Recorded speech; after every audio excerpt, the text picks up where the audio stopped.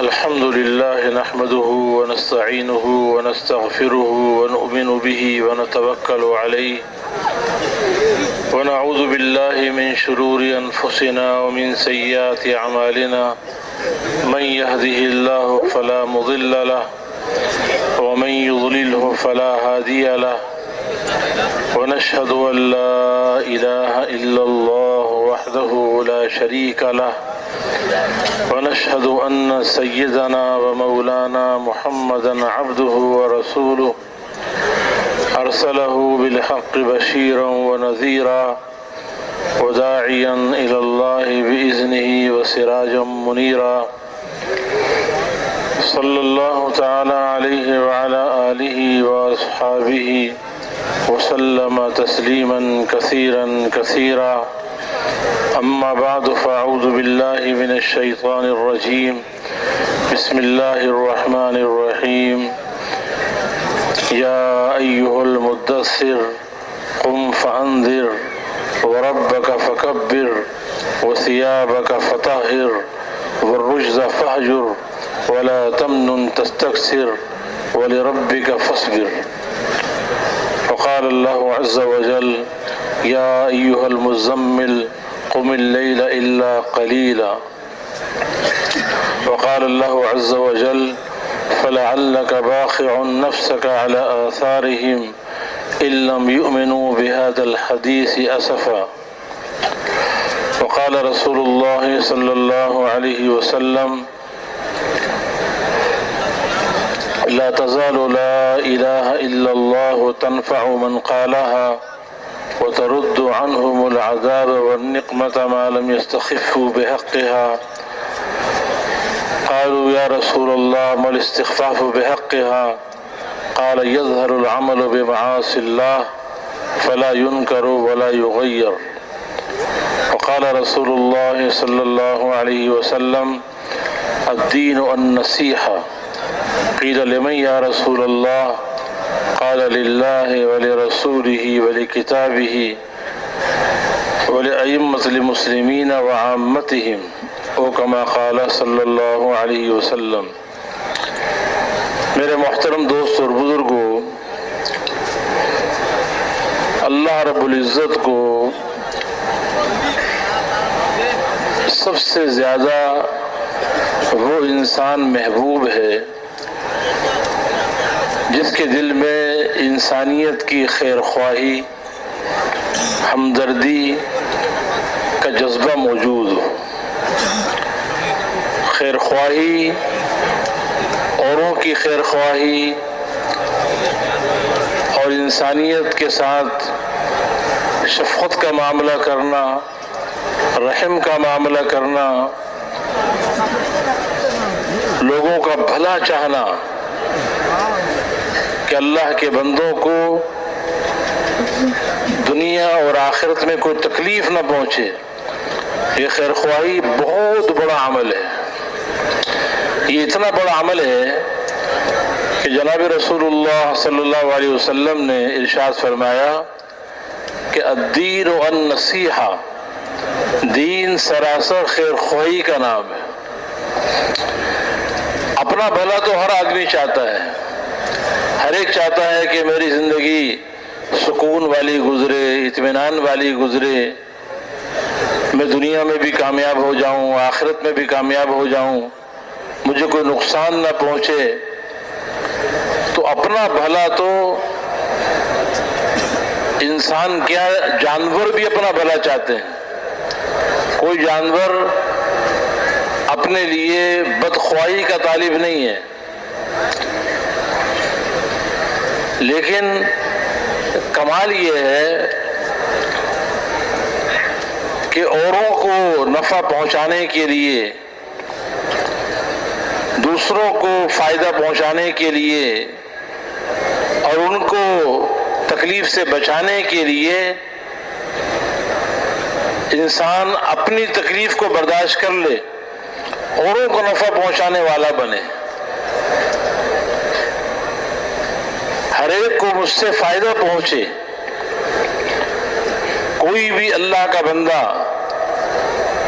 اس دنیا میں بھی ناکام نہ ہو، آخرت میں بھی ناکام نہ ہو۔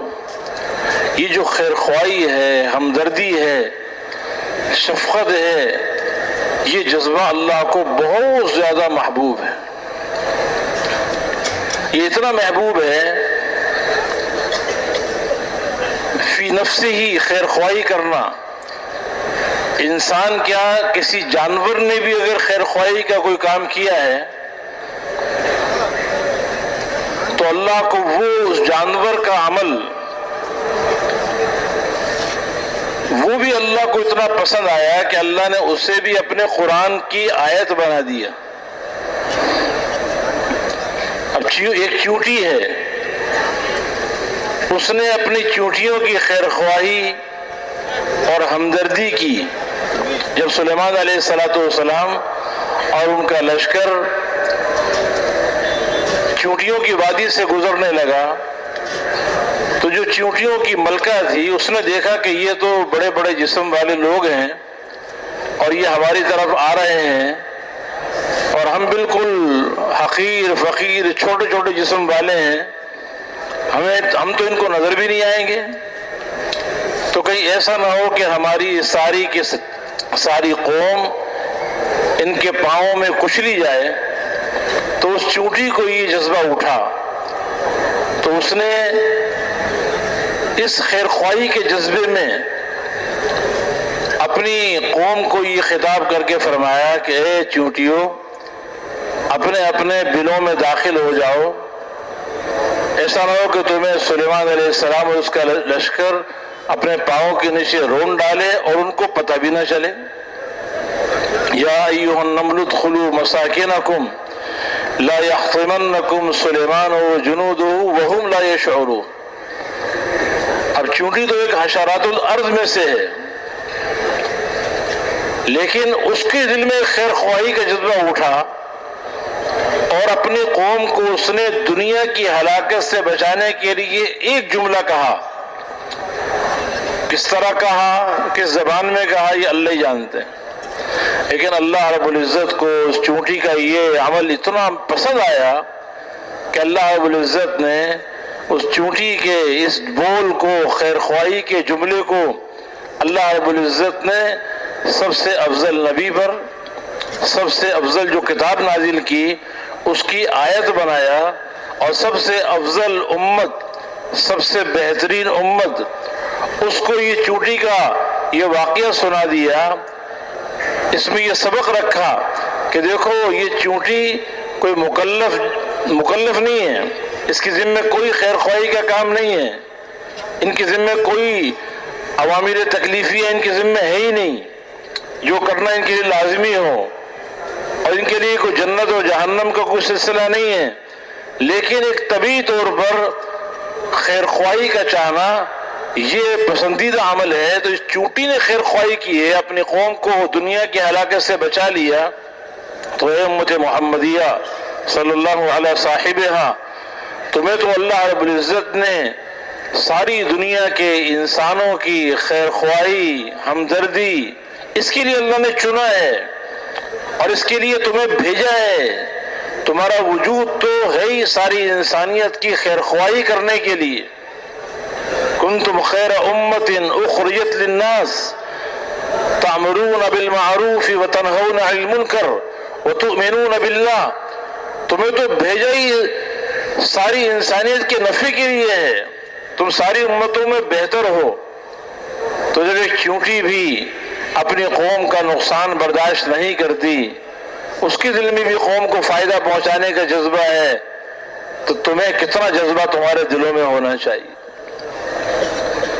ایک چونٹی خیر خواہی کا کام کر رہی ہے، اس کا بھی اللہ نے قرآن میں ذکر کر دیا۔ پوری سورت کا نام ہی سورۃ النمل ہے، چونٹی کے نام سے اللہ نے پوری سورت رکھی۔ ہدہد ایک پرندہ ہے، اس کے دل میں خیر خواہی کا جذبہ اٹھا اور وہ سلیمان علیہ السلام کی اجازت کے بغیر ہی یمن چلا گیا، اور یمن میں جانے کے بعد وہاں قوم سبا آباد تھی، ان کی جو ملکہ تھی، اور وہ پوری کی پوری قوم، وہ سب کی سب سورج کی پرستش کرتی تھی۔ تو ہدہد نے یہ خبر لا کے سلیمان علیہ السلام کو سنائی.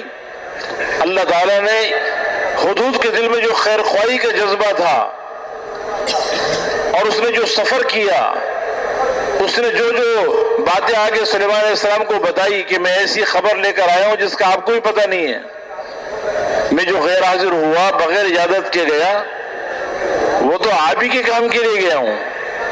تو اللہ تعالیٰ نے ہدہد کے اس سارے واقعے کو، خیر خواہی ہمدردی کے واقعے کو، اس کی ہمدردی کی بنیاد پر اللہ رب العزت نے بلقیس اور اس کی قوم کو ہدایت دی. اس کا سارا واقعہ اللہ نے قرآن میں سنا دیا اس امت کو یہ بتانے کے لیے کہ یہ تو پرندہ ہے، اس کے ذمے یہ کام نہیں ہے، لیکن اس نے بھی خیر خواہی کا عمل کیا ہے تو اللہ کو اتنا پسند آیا کہ اللہ رب العزت نے اس پرندے کی خیر خواہی کے عمل کو اتنا پسند کیا کہ امت محمدیہ کو یہ سنایا جا رہا ہے اور یہ بتانے کے لیے کہ دیکھو تمہارا دنیا میں آنا یہ ساری انسانیت کو دنیا اور آخرت کی ہلاکت سے بچانے کے لیے. یہ جو دعوت کی محنت ہے، نبیوں کو جو کام اللہ دے کے بھیجا کرتے ہیں، اس کی بنیاد ہی خیر خواہی پر ہے. ہر نبی انسان اپنی قوم کا خیر خواہ ہوتا ہے، ہمدرد ہوتا ہے. انی لکم ناصح امین. ہر نبی اپنی قوم کو اس راستے کی دعوت دیتا ہے جو راستہ دنیا اور آخرت میں کامیابی دلانے والا ہے. دلوں کے اندر سے غلط یقین نکل کر صحیح یقین دلوں کے اندر آئے، اللہ کی نافرمانی سے توبہ کر کے ہر انسان اللہ کی فرما برداری کرنے والا بنے، اللہ کی رضا والی زندگی گزارنے والا بنے. اس کے لیے ہر نبی اپنی قوم کو دعوت بھی دیتا، ان کے پاس خود چل کے جاتا اور دعوت دینے کے بعد یہ صاف کہتا ہے کہ دیکھو میں تم سے اس پر کوئی اجرت نہیں مانگتا ہوں، بلکہ میں تمہیں جو دعوت دے رہا ہوں میں تمہارا خیر خواہ ہوں، میں تمہارا ہمدرد ہوں، اور امانت داری کے ساتھ جو اللہ کا پیغام مجھ تک پہنچا ہے وہ پیغام میں تمہیں پہنچا رہا ہوں. آج میرے محترم دوست بزرگوں، آج نفسانیت کا ماحول ہے. ہر آدمی اپنی زندگی بنانا چاہتا ہے، اپنا نفع چاہتا ہے. حضور اکرم صلی اللہ علیہ وسلم نے ایک امت تیار کی، ایک مجموعہ بنایا. ایسی امت آپ نے بنائی کہ اگر ایک بھی انسان اس امت کا اللہ کو ناراض کر کے اپنی دنیا اور آخرت کو بگاڑ رہا ہے تو اس کے لیے پوری کی پوری امت بے چین ہو جاتی تھی. جیسے حضور اکرم صلی اللہ علیہ وسلم کے سینے مبارک میں انسانیت کی ہمدردی کا جذبہ بہت اعلیٰ درجے کا تھا، اس لیے کہ اللہ تعالیٰ نے آپ کو حکم دیا کہ میرے پیارے نبی یا ایھا المدثر قم فانذر، اے کملی والے آپ کھڑے ہو جائیے اور لوگوں کو اللہ کے عذاب سے ڈرائیے. وربک فکبر، اور اپنے رب کی بڑائی کو بیان کیجیے. انذار کا طریقہ کیا بتایا کہ اللہ کی بڑائی کو خوب بیان کریں. جب اللہ کی بڑائی اور عظمت دلوں میں اترے گی تو پھر اللہ کے ہر حکم کو پورا کرنا آسان، اللہ کی نافرمانی سے بچنا آسان ہو جائے گا. اس دل کی زمین کو اللہ کے غیر سے پاک کرنا، اللہ کے غیر کا تاثر دلوں سے نکل جائے، اللہ کے غیر کا خوف، اللہ کے غیر سے امیدیں یہ دل کے اندر سے کٹ جائیں اور اللہ ہی سے امیدیں وابستہ ہو جائیں، اللہ ہی کا خوف دلوں کے اندر بیٹھ جائے اللہ کی ذات پر اعتماد، توکل اور بھروسہ یہ دل کی زینت بن جائے تو حضور اکرم صلی اللہ علیہ وسلم کو اللہ رب العزت نے اس کا حکم دیا۔ اب اس حکم کو پورا کرنے کے لیے آپ کے دل میں اللہ نے ساری انسانیت کی ہمدردی اور شفقت کو بھرا، اور اس ہمدردی اور شفقت میں آپ نے اتنا آپ آگے بڑھے کہ آپ امت کی تکلیف کو دیکھ نہیں سکتے تھے۔ ایک انسان دنیا میں رہ رہا ہے لیکن وہ ایمان کے بغیر زندگی گزار رہا ہے، اللہ کے احکامات کے خلاف زندگی گزار رہا ہے، دنیا کی ساری سہولتیں اس کے پاس موجود ہیں، لیکن ایمان کے بغیر وہ نہ اس دنیا میں کامیاب ہو سکتا ہے نہ آخرت میں۔ تو حضور اکرم صلی اللہ علیہ وسلم ایسے بے ایمان اور نافرمان لوگوں کے لیے بے چین رہتے تھے اور اتنا ان کا غم کھاتے تھے، اتنا بار بار ان کے پیچھے مارے مارے پھرتے تھے، اور ان کی ہدایت کے لیے دن میں ان کے پیچھے مارے مارے پھر رہے ہیں، اور ایک ایک انسان کے بعد بار بار جا رہے ہیں، ایک ایک کافر کے بعد بار بار جا رہے ہیں، اور وہ کفار مکہ آپ کو تکلیف پہنچا رہے ہیں، ایذا پہنچا رہے ہیں، نعوذ باللہ آپ کا مذاق اڑا رہے ہیں، آپ کو دھکے دے رہے ہیں، آپ کے ساتھ بہت زیادہ بدتمیزی کا معاملہ کر رہے ہیں، لیکن چونکہ آپ کے دل میں اپنی امت کی خیر خواہی، ہمدردی بہت زیادہ تھی، کیا کوئی باپ اپنے اولاد سے اتنی محبت کرے گا جو حضور اکرم صلی اللہ علیہ وسلم کو اپنی امت کے ساتھ تھی؟ کوئی ماں اپنی اولاد پہ اتنی شفیق نہیں ہوتی جتنا نبی اپنی امت پر شفیق ہوتا ہے۔ آپ ان لوگوں کی ایذا کے باوجود، آپ کا مقام نہ پہچاننے کے باوجود، سخت ترین تکلیف برداشت کرنے کے باوجود آپ ان کے پاس جانا چھوڑتے نہیں تھے، بار بار جاتے تھے، بار بار جاتے تھے، اور جب رات کا اندھیرا آتا تھا تو رات کو اٹھ کر انہی امتیوں کے لیے اللہ سے ہدایت کی دعائیں مانگتے تھے۔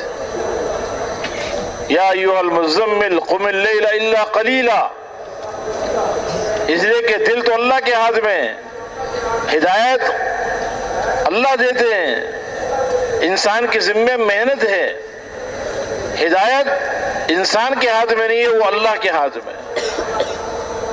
تو دن میں اللہ کی مخلوق کو اللہ کی طرف متوجہ کرنا اور انہیں اللہ کی طرف بلانا، یا ایھا الناس قولوا لا الہ الا اللہ تفلحوا، اے لوگو لا الہ الا اللہ کہہ دو، اللہ کے علاوہ کوئی معبود نہیں، کوئی مقصود اور مطلوب نہیں، کوئی محبوب نہیں، اللہ کے علاوہ کوئی جی لگانے کے قابل نہیں، اللہ کے علاوہ کوئی کام بنانے والا نہیں، اللہ کے علاوہ کوئی مشکل کشا نہیں، اللہ کے علاوہ کوئی حاجت روا نہیں۔ اس لیے ایک اللہ کو اپنے دلوں کے اندر بٹھا لو، اللہ پر توکل اور اعتماد کر لو، اور اسی کے حکموں کے پابند بن کے زندگی گزارو، کامیاب ہو جاؤ۔ دن میں آپ یہ آواز لگا رہے ہیں اور مخلوق کو خالق کی طرف متوجہ کر رہے ہیں، اور رات کو اللہ سے رو رو کر اللہ کی رحمت کو اللہ کے بندوں کی طرف متوجہ کر، اپنی عاجزی کا اظہار، اپنی عاجزی کا اعتراف کہ اللہ مجھ سے کچھ نہیں ہوگا، تو نے حکم دیا محنت کرنے کا، میں محنت کر رہا ہوں لیکن اس کا حق ادا نہیں کر سکا، اللہ تو ہی انسانوں کے دلوں کو اپنی طرف پھیر لے۔ راتوں کو ان کے سامنے اللہ کے سامنے انسانیت کے لیے آنسو بہا رہے ہیں. دعوت اور دعا یہ نبی کے دو بڑے بڑے کام ہوتے ہیں. تو دن کی محنت میں بھی آپ اتنا آگے بڑھے کہ آپ سارا دن بے چین رہتے, ساری رات تڑپتے رہتے. تو اللہ تعالیٰ کو بھی آپ پر رحم آیا. اللہ تعالیٰ آسمان سے آیتیں اتار رہے ہیں. فَلَعَلَّكَ بَاخِعٌ نَفْسَكَ عَلَىٰ آثَارِهِمْ إِن لَّمْ يُؤْمِنُوا بِهَٰذَا الْحَدِيثِ أَسَفًا. اے میرے پیارے نبی, کیا آپ ان لوگوں کے ایمان نہ لانے کے غم میں اپنے آپ کو ہلاک کر ڈالیں گے؟ لَعَلَّكَ بَاخِعٌ نَفْسَكَ عَلَىٰ آثَارِهِمْ إِن لَّمْ يُؤْمِنُوا بِهَٰذَا الْحَدِيثِ أَسَفًا. لَعَلَّكَ بَاخِعٌ نَفْسَكَ أَلَّا يَكُونُوا مُؤْمِنِينَ. کہیں کہ ایمان نہ لانے کی وجہ سے آپ اپنے گلے کو گھونٹ ڈالیں گے. فَلَا تَذْهَبْ نَفْسُكَ عَلَيْهِمْ حَسَرَاتٍ. ایسا نہ ہو کہ ان نافرمانوں اور بے ایمانوں پر حسرت کرتے کرتے, افسوس کرتے کرتے, آہیں بھرتے بھرتے آپ کی جان ہی نہ چلی جائے. ان علیک الا البلاغ. آپ کی ذمہ تو پہنچا دینا ہے, آپ کی ذمہ ہدایت نہیں ہے. انک لا تہدی من احببت ولکن اللہ یہدی من یشاء. آپ جس کو چاہیں گے اس کو ہدایت نہیں دے سکتے, لیکن اللہ جس سے ہدایت دینا چاہیں اس کو ہدایت ملے گی. لست علیہم بمسیطر. آپ کو داروغہ بنا کے نہیں بھیجا گیا, آپ کی ذمہ محنت ہے, لیکن آپ اتنی زیادہ محنت میں لگے. انسانیت کی خیر خواہی, ہمدردی کو ایسا آپ نے کام بنایا کہ جس اللہ نے آپ کو یہ حکم دیا تھا انسانیت کی خیر خواہی کا, ہمدردی کا, اور انسانیت کو اللہ کی طرف بلانے کا, جہنم کے راستے سے ہٹا کر جنت کے راستے پہ ڈالنے کا, وہ اللہ خود کہہ رہا ہے کہ میرے نبی اپنی جان کا خیال کریں, اپنی جان کو ہلاکت میں نہ ڈالیں. اللہ نے حکم دیا آپ کو کہ آپ لوگوں پر محنت کریں. دعوت کا حکم اللہ کی طرف سے آیا ہے, لیکن آپ اتنا زیادہ اس میں آگے بڑھے کہ اللہ کو خود رحم آ گیا, اور پتہ نہیں کتنی آیتیں جو اللہ تعالیٰ نے آپ کی دل کی تسلی کے لیے اتاری کہ میرے نبی کا دل زیادہ غمگین نہ ہو. آج تو دلوں کے اندر پیسے کا غم ہے, مال کیسے بڑھانا ہے. جس کے پاس مال نہیں ہے وہ مال بڑھانے کے لیے پریشان, جس کے پاس زیادہ مال ہے وہ اس مال کی حفاظت کے لیے پریشان. آج تو دنیا کے غم دلوں میں بھرے ہوئے ہیں, آخرت کا غم دلوں سے نکلتا جا رہا ہے. اور آخرت کے بنانے کا غم, اپنی بھی ساری انسانیت کی, یہ غم ایسا ہے کہ اس غم کے اندر بھی اللہ نے سکون رکھا ہے.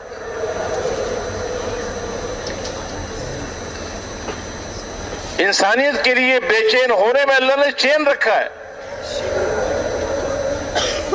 دنیا کے غموں میں آدمی جب پھنس جاتا ہے تو اپنی زندگی سے بیدار ہو جاتا ہے,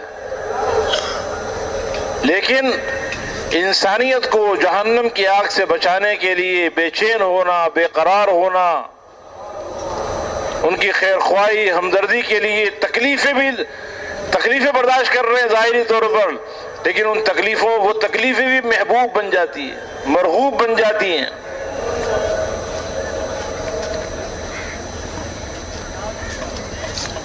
تو حضور اکرم صلی اللہ علیہ وسلم انسانیت کے لیے بے چین, بے قرار, اتنا زیادہ کہ اللہ تعالیٰ تسلی دے رہے. کتنا آپ کے دل میں امت کا غم تھا, اور کتنے آپ امت کے لیے بے چین تھے کہ ایک طرف اپنے پورے جسم کو تھکا رہے ہیں اور لوگوں کے پاس مارے جا رہے ہیں. مکے کی گلیوں میں صبح سے آپ جانا شروع کرتے اور لوگوں کو یہ آواز لگاتے, یا ایھا الناس قولوا لا الہ الا اللہ تفلحوا. ایک آدمی کے بعد دوسرے کے بعد پھر تیسرے کے بعد، یہاں تک روایتوں میں آتا ہے کہ بعض کافر لعین آپ دعوت دیتے تھے ان کو، کہ ان سے پیسے نہیں مانگ رہے، کوئی دنیا کی چیز کا مطالبہ نہیں کر رہے، ان کے ساتھ کوئی بد اخلاقی نہیں کر رہے، حالانکہ وہ کفر میں ڈوبے ہوئے ہیں، شرک میں ڈوبے ہوئے ہیں، گناہوں کی گندگی میں ڈوبے ہوئے ہیں، اور ایک کافر آپ کا آتا ہے نعوذ باللہ اور آپ کے چہرے مبارک پہ تھوک دیتا، آپ اس کو برداشت کر رہے ہیں؟ دو جہاں کے سردار جن کا چہرہ بھی اللہ کو اتنا پسند ہے کہ اللہ نے ان کے چہرے کا ذکر بھی قرآن میں کیا ہے، قد نرا تقلب وجهك فی السماء، اس چہرے پہ تھوکا جا رہا ہے، آپ اس کو بھی برداشت کر رہے ہیں، کوئی بات نہیں، اس کو ہدایت مل جائے۔ ایک کافر آتا ہے اور زمین سے مٹی اٹھا کر آپ کے سر پہ ڈال دیتا ہے،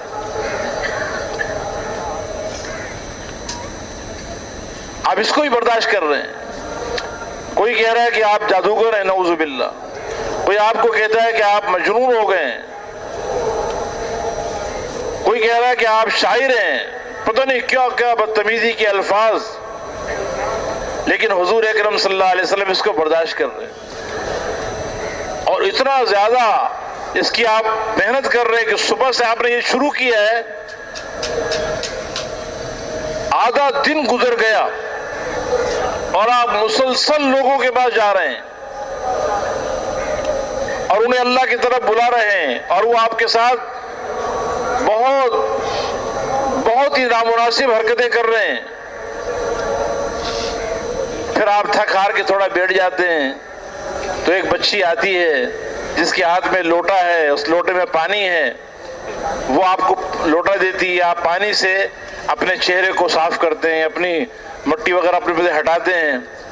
تو ایک صاحب جو اس وقت تک مسلمان نہیں ہوئے تھے، انہوں نے کہا کہ جب میں نے یہ دیکھا تو میں نے اپنے ساتھی سے پوچھا کہ یہ بچی کون ہے؟ تو انہوں نے کہا کہ یہ ان کی بیٹی زینب رضی اللہ تعالیٰ عنہ ہے۔ اب آپ اندازہ لگاؤ کہ باپ کے ساتھ یہ معاملہ ہو رہا ہو تو بیٹی پہ کیا گزرے گی، لیکن آپ نے یہ سب برداشت کیا، انسانیت کو دنیا اور آخرت کی ہلاکت اور بربادی سے بچانے کے لیے۔ اور یہ کوئی ایک دن کا واقعہ نہیں ہے، روزانہ یہ واقعات پیش آتے تھے، 13 سال تک ایسے مکے میں محنت کی گئی ہے، اور مطالبہ کیا ہے؟ مطالبہ یہ ہے کہ اپنے دل کو اللہ کی محبت سے آباد کرو، اللہ کو ایک مانو، اللہ ہی معبود ہے، اللہ ہی مقصود ہے، اللہ ہی ہمارا مطلوب ہے، اللہ ہی جی لگانے کے قابل ہے، وہی عزت دینے والا ہے، وہی ذلت دینے والا ہے، کامیابی ناکامی اللہ کے ہاتھ میں ہے۔ جیسے یہ ساری کائنات اللہ نے بنائی ہے، اس کائنات میں جتنے حالات آتے ہیں وہ سارے حالات بھی بنانے والے اللہ ہیں، کام بنانے والا اللہ ہے، اس لیے اس اللہ کو اپنا معبود بنا کے زندگی گزارو، اللہ کے بندے بن کے زندگی گزارو، اللہ کو مانو اور اللہ کی مانو۔ اللہ نے دنیا میں بھیجا ہے اپنی رضا حاصل کرنے کے لیے، اس لیے اللہ کی رضا جوئی کے کاموں میں اپنے آپ کو لگاؤ، اللہ کی نافرمانی سے اپنے آپ کو بچا لو۔ یہ 5-6 فٹ کا جسم، اس جسم کو اللہ کی نافرمانی سے بچا کر اس کی فرما برداری سے اپنے جسم کو مزین کر لو، اور اپنے آپ کو خواہشات کی اتباع میں لگانے کے بجائے احکامات کے پابند بن کے زندگی گزارو۔ ہر حال میں اللہ جو چاہتا ہے اللہ کی چاہت کو پورا کر دو۔ ایمانیات، عبادات، اخلاق، معاملات، معاشرت، پورا دین، یہ دین زندگی میں آئے، اس لیے کہ دین میں اللہ نے کامیابی رکھی ہے، عزتیں رکھی ہیں، سکون اور چین رکھا ہے۔ اللہ رب العزت نے دنیا اور آخرت کی ساری بھلائیاں وہ اپنے دین کے ساتھ جوڑی ہیں. جو اس دین کو اپنے سینے سے لگائے گا اور اس کے مطابق اپنی زندگی گزارے گا وہ کامیاب ہوگا اس دنیا میں بھی آخرت میں بھی. اس لیے یقینوں کو غلط یقین کو دل سے نکال کر صحیح یقین دلوں میں پیدا کرنا، مخلوق سے خالق کی طرف، مال سے اعمال کی طرف، دنیا سے آخرت کی طرف.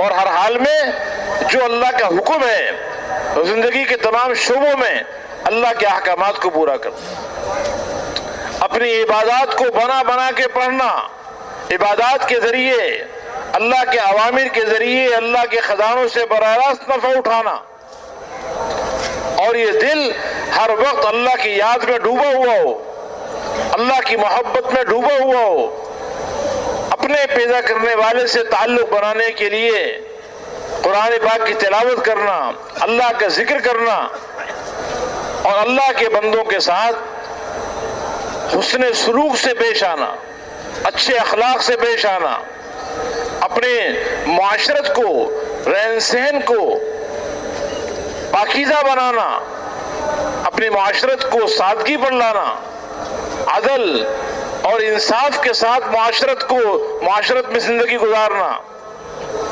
اور اپنے معاملات حرام سے پاک کرنا، تو پورا کا پورا دین زندگی میں آ جائے، اس کے لیے نبی بے چین ہوتا ہے. تو حضور اکرم صلی اللہ علیہ وسلم انسانیت کی خیر خواہی کے لیے، ہمدردی کے لیے آپ لوگوں کے بعد مارے مارے پھرتے، اور اللہ سے رو رو کر دعائیں مانگتے. اتنا تعلق تھا امت کے ساتھ کہ ایک مرتبہ حضرت عائشہ رضی اللہ تعالی عنہ نے حضور پاک علیہ السلام کو دیکھا کہ آپ بڑے خوش معلوم ہو رہے. تو جب بیویاں دیکھتی ہیں نا خاوندوں کو کہ یہ بہت آج ان کا موڈ اچھا ہے، تو اپنی اپنی خواہشات کے مطالبے کرتی ہیں. ہمیں فلاں قسم کے جوڑے چاہیے، اچھے کپڑے چاہیے. جب موڈ اچھا ہوتا ہے تو خاوند بھی تیار ہو جاتا ہے فوراً. حضرت عائشہ رضی اللہ تعالیٰ نے جب دیکھا کہ حضور اکرم صلی اللہ علیہ وسلم بہت خوش نظر آ رہے ہیں، تو انہوں نے بھی اپنی فرمائش کی، اور فرمائش پیسے کی نہیں کی، زیورات کی نہیں کی، اعلیٰ سے اعلیٰ عمدہ کپڑوں کی فرمائش نہیں کی، کوئی اچھے بنگلے کی خواہش نہیں کی. اس لیے کہ حضور پاک علیہ السلام کی صحبت کی برکت سے ازواج مطہرات صحابیات کے دلوں کے اندر دنیا کی کوئی حیثیت نہیں تھی، ان کے سامنے آخرت تھی. تو کیا فرمائش کی کہ ادعو اللہ لی، اے اللہ کے نبی آپ میرے لیے دعا کر دیجیے. دعا بہت بڑی دولت ہے.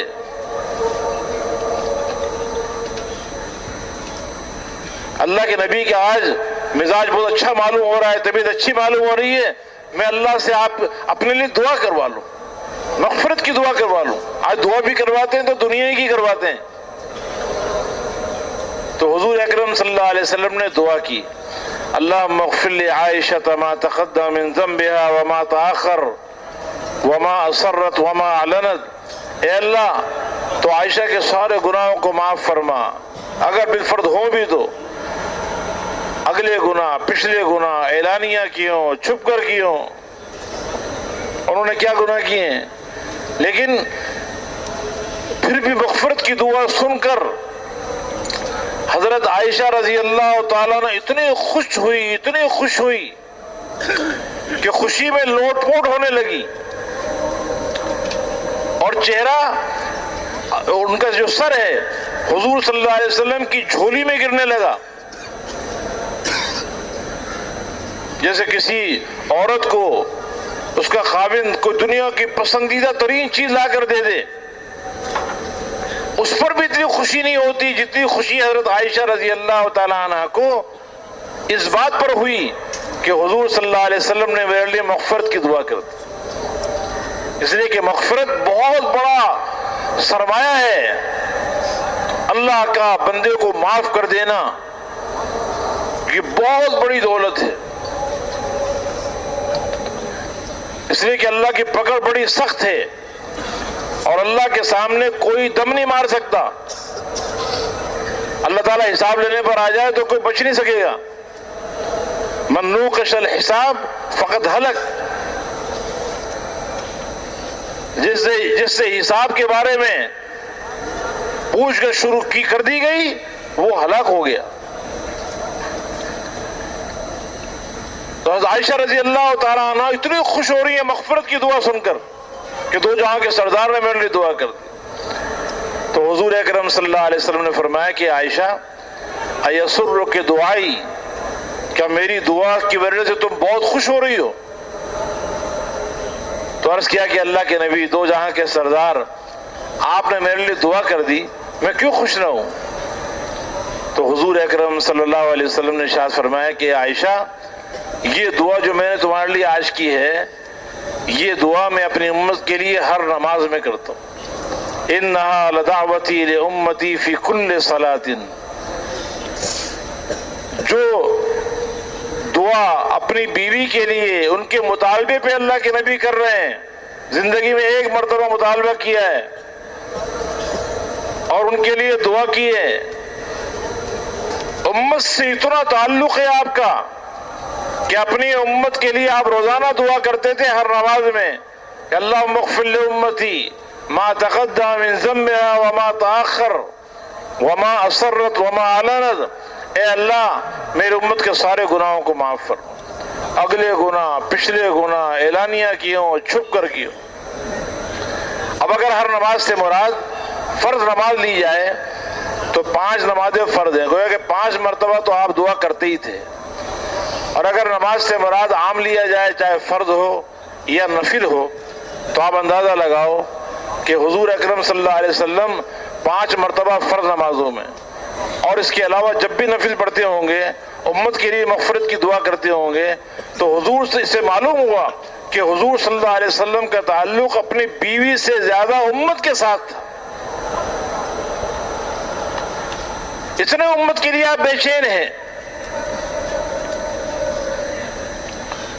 کہ روزانہ امت کے لیے پتہ نہیں کتنی مرتبہ دعائیں کر رہے ہیں.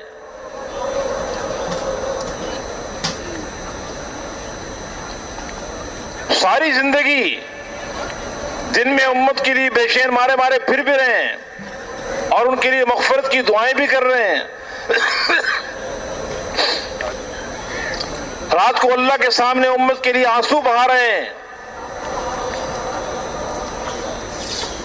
اور جو موقع بھی ایسا آیا کہ جس موقع پر اللہ بہت خوش ہو کر دعائیں قبول کرتے ہیں، تو کوئی موقع ایسا نہیں آیا جس میں امت کو آپ نے یاد نہ کیا ہو.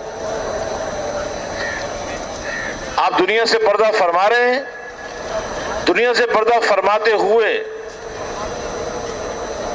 آپ نے اپنے نواسوں کے لیے وصیت نہیں کی، اپنے خاندان والوں کے لیے کوئی وصیت نہیں کی، اپنے بیوی بچیوں کے لیے کوئی وصیت نہیں کی. آپ دنیا سے پردہ فرما رہے ہیں تو امت کو وصیت کر کے جا رہے ہیں. کیا؟ الصلاۃ وما ملکت ایمانکم. اے میرے امتیوں، نماز کا اہتمام کرنا، اپنے ماتحتوں کا خیال رکھنا. اس لیے کہ نماز دین کا بہت اہم رکن ہے.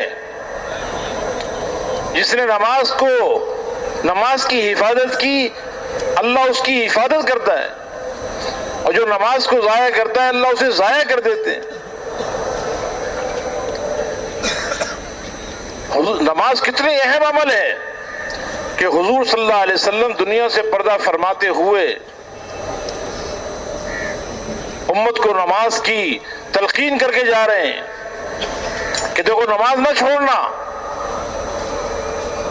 اس لیے کہ آپ نے زندگی میں امت کو یہ بتایا تھا کہ الصلاۃ عماد الدین، من اقامها فقد اقام الدین ومن ترکها فقد هدم الدین۔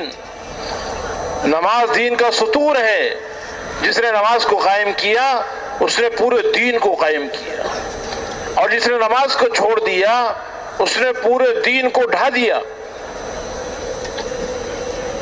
نماز کا مقام دین میں ایسا ہے جیسے جسم میں سر کا ہوتا ہے۔ بغیر ہاتھ کے آدمی جی سکتا ہے، بغیر پاؤں کے آدمی جی سکتا ہے، لیکن بغیر سر کے انسان کا وجود نہیں ہوتا۔ تو جو نماز کا اہتمام نہیں کرتے وہ تو پورے دین کو برباد کر رہے ہیں۔ ایک نماز کا چھوڑ دینا جان بوجھ کر، اس کو کافروں کا عمل بتایا گیا۔ جس نے ایک نماز جان بوجھ کر چھوڑ دی اس نے وہ کام کیا جو کافروں کا کام۔ اسلام اور کفر کے درمیان فرق کرنے والی چیز نماز ہے۔ نماز کسوٹی ہے پوری زندگی کی، جس کی نماز بن گئی اس کی پوری زندگی بن گئی، جس کی نماز جاندار اس کی زندگی شاندار۔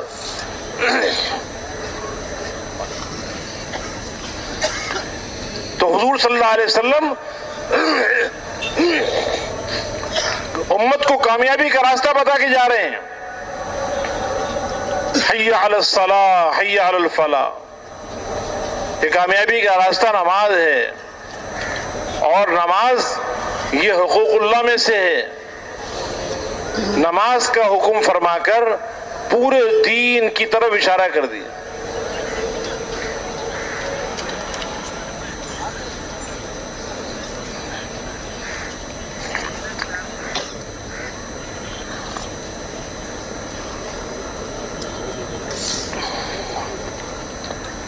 وما ملکت ایمانکم، اپنے ماتحتوں کا خیال رکھنا،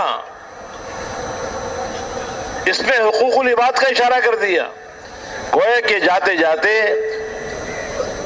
دنیا سے پردہ فرماتے ہوئے آپ کو امت کی کامیابی، کہ میری امت کامیاب ہو جائے، دنیا اور آخرت کی ناکامیوں سے بچ جائے، اس کا راستہ آخر میں بھی بتا کر گئے، وصیت کر کے گئے کہ حقوق اللہ کا بھی خیال رکھو، حقوق العباد بھی۔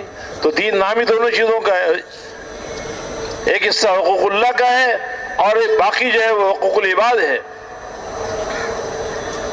تو دنیا سے پردہ فرماتے ہوئے بھی آپ امت کو نہیں بھولے، اتنا امت کے ساتھ آپ کا تعلق ہے۔ زندگی میں آپ نے ایک مرتبہ حج کیا، وہی آپ کا پہلا حج ہے اور وہی آپ کا آخری حج ہے، حجۃ الوداع۔ اور حج کے اندر جو سب سے اہم ترین رکن ہے وقوف عرفہ، جس کے بغیر حج ہوتا ہی نہیں ہے۔ جب وہ موقع آیا وقوف عرفہ کا، جس وقوف عرفات کے موقع پر اللہ رب العزت اپنے بندوں کی طرف اللہ کی رحمت اتنی متوجہ ہوتی ہے کہ اللہ تعالیٰ خوب مغفرت کے فیصلے کرتے، بس دینے ہی دینے کا کام، اپنے بندوں پر خاص اللہ کی رحمتیں نازل ہوتی ہیں۔ تو جب آپ وقوف عرفات میں پہنچے ہیں، پہلی مرتبہ زندگی میں یہ موقع ملا، پہلی مرتبہ اور آخری مرتبہ، تو آپ نے اول وقت میں ظہر کی نماز پڑھائی اور پھر عصر کو جمع کیا۔ ظہر عصر عرفات میں جمع کی جاتی ہے، اور پھر آپ اپنی اونٹنی پہ سوار ہو کر جبل رحمت پہ جو پہاڑ ہے وہاں تشریف لے گئے، اور یہ آپ نے وقوف فرمایا۔ غروب شمس تک، سورج کے غروب ہونے تک، اپریل کا مہینہ ہے، سخت گرمی کا موسم ہے، 4-4.5 گھنٹے کا وقفہ ہوتا ہے تقریباً۔ اب اس میں وقوف میں دعائیں زیادہ کرنی ہوتی ہیں، تو حضور پاک علیہ السلام دعائیں کرتے رہے. عام طور پہ جو دعا ملتی ہے وقوف عرفات میں آپ سے وہ ایک دعا ہی زیادہ ملتی ہے. کیا؟ اللہم اغفر لامتی، اللہم اغفر لامتی، اللہم اغفر لامتی. اے اللہ میری امت کو معاف فرما، اے اللہ میری امت کو معاف فرما. 4-4.5 گھنٹے تک امت کے لیے مغفرت کی دعائیں مانگنا، سخت دھوپ کے اندر اونٹنی پہ سوار ہو کر. آپ اندازہ لگاؤ کتنے لوگ ہیں جو بیت اللہ پہ جاتے ہیں، حج میں جاتے ہیں، وقوف عرفات پہ جاتے ہیں. کوئی اپنے بیوی بچوں کے لیے دعائیں مانگ رہا ہوتا ہے، کوئی اپنے کاروبار کے لیے دعائیں مانگ رہا ہوتا ہے، کوئی اپنے دنیا کے مسائل کے حل کرانے کے لیے دعائیں مانگ رہا ہوتا ہے. اور حضور صلی اللہ علیہ وسلم کو ایک ہی غم ہے، اے اللہ میری امت کی مغفرت فرما، اے اللہ میری امت کی مغفرت فرما. کتنا آپ کا تعلق ہوگا امت کے ساتھ کہ زندگی میں ایک موقع حج کا آیا ہے اور سب سے بہترین وقت ہے قبولیت کا، تو امت کی مغفرت کی دعائیں مانگے جا رہے. آخر اللہ تعالیٰ کو بھی رحم آیا اور اللہ تعالیٰ نے فرمایا کہ غفرت لامتک ما خلا المظالم. اے ہمارے نبی، ہم نے آپ کی امت کے سارے گناہوں کو معاف کر دیا سوائے ان لوگوں کے کہ جو ظلم کرتے ہیں. ظالم کی معافی ہمارے پاس نہیں ہے، اس لیے کہ یہ حقوق العباد میں سے ہے. جب تک مظلوم معاف نہیں کرے گا اس وقت تک ہم بھی معاف نہیں کریں گے. اب آپ کو اپنی امت کے ظالمین کی فکر ہو گئی کہ میری امت کے مظلومین تو جنت میں جائیں گے، اس لیے کہ ان کی تو مغفرت ہو گئی، اور میری امت کے ظالم جہنم میں جائیں گے. آپ غروب کے بعد مزدلفہ روانہ ہو گئے اور مزدلفہ میں جا کر جو رات آپ نے گزاری ہے اس میں آپ اللہ سے دعائیں مانگتے رہے مزدلفہ میں کہ اللہ میری امت کے مظلومین کو تو نے معاف کر دیا، اور بے شک ظالم کی معافی تیرے پاس نہیں ہے. جب تک کہ مظلوم معاف نہ کر دے تو اے اللہ تو مظلوم کی طرف سے، ظالم کی طرف سے مظلوم کو جنت کا مزید حصہ عطا فرما. ایک تو مظلوم کو جنت اپنی ملے گی، ایک ظالم پر جو حق بنتا ہے مظلوم کا، تو ظالم کی طرف سے کچھ جنت مظلوم کو بھی دے دے تو مظلوم بھی خوش ہو جائے گا اور وہ ظالم کو معاف کر دے گا، تو مغفرت دونوں کے لیے ہو جائے گی، ظالمین کے لیے بھی مظلومین کے لیے بھی. اللہ تعالیٰ وہ خود ہی حل بتا رہے ہیں. اور دعا مانگتے رہے یہاں تک کہ جب وقوف مزدلفہ کا وقت آیا، جب آپ نے 10 تاریخ کو فجر کی نماز پڑھائی، فجر کی نماز کے بعد یہ وقوف کا وقت ہوتا ہے جو واجب ہے. نماز پڑھانے کے بعد آپ مسکرائے. صحابہ کرام نے عرض کیا کہ اللہ کے نبی، اللہ آپ کو ہمیشہ ہنستا مسکراتا رکھے، اس وقت تو آپ ہنستے نہیں ہیں، آپ کیوں ہنسے؟ آپ نے فرمایا کہ جب میں نے اپنی امت کے ظالمین کے لیے دعا مانگی اور اللہ تعالیٰ نے میری امت کے ظالموں کو بھی معاف کر دیا، تو شیطان ابلیس وہ بڑا واویلا کرنے لگا، ہلاکت پکارنے لگا کہ ہائے میری بربادی، میری تو ساری زندگی برباد ہو گئی، ساری زندگی کی محنت ضائع ہو گئی، یہ تو ساری امت کی مغفرت کروا گئے، تو میری ساری زندگی کی محنت ضائع ہو گئی. تو وہ رونے لگا، چیخنے لگا، ہلاکت بربادی پکارنے لگا. اس کو دیکھ کر مجھے ہنسی آ گئی. تو جو نبی اپنی امت کو نہ زندگی میں بھولے، نہ دنیا سے جاتے ہوئے بھولے، اور نہ زندگی کا سب سے قیمتی وقت آیا ہے حج کا اس میں امت کو بھولے، آج امت اس نبی کو دنیا میں بھول گئی. اور اس سے آگے کی بات، آپ دنیا میں بھی امت کو نہیں بھولے، امت کے لیے بے چین، اور آخرت کے اندر بھی امت کو نہیں بھولیں گے.